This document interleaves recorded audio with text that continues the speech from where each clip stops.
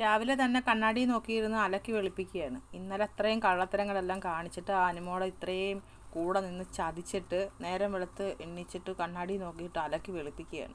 ഇതിനെയൊക്കെ 50 ദിവസത്തിൽ കൂടുതൽ നിർത്തല്ലുമായിരുന്നു. സ്വന്തമായിട്ടിരുന്ന് പറയുകയാണ്, you are strong, you are very grateful. കാരണം എന്താണെന്ന് വെച്ചാൽ PR ഇല്ല, നുണച്ചികൾ.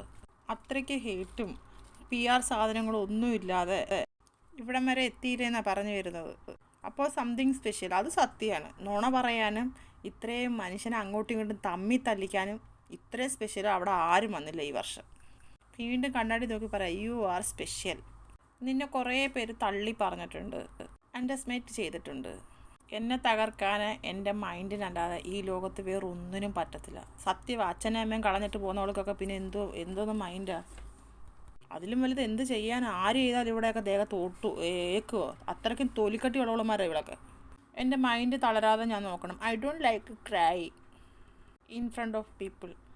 എനിക്കിവിടെ സംസാരം കേൾക്കുമ്പോഴേ എനിക്കങ്ങ് നല്ല ചൊറിഞ്ഞു വരുന്നുണ്ട്. അതാണ് ഞാൻ ഇങ്ങനെയൊക്കെ സംസാരിക്കുന്നത് കേട്ടോ.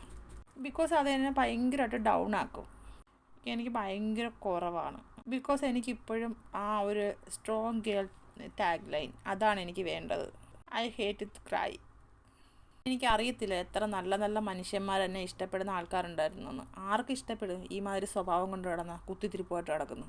മനസ്സിലാക്കുന്നവരുണ്ടെന്നോ ഇല്ലെന്നോ ഒന്നും എനിക്കറിയത്തില്ല.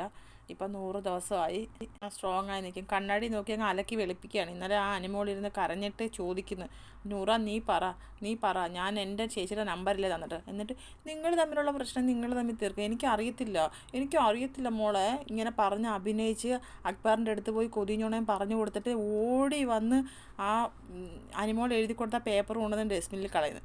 ആ കൊച്ച് അത്രയും കരഞ്ഞിട്ടേ അവൾക്ക് വേണമെങ്കിൽ പറയാം, ആ പേപ്പർ എടുത്തിട്ട് അനുമോൾ എഴുതിയത് ചേച്ചിയുടെ നമ്പർ തന്നെയാണ്, പക്ഷേ എനിക്ക് അറിയത്തില്ലായിരുന്നു എന്നൊരു വാക്ക് പറയായിരുന്നു.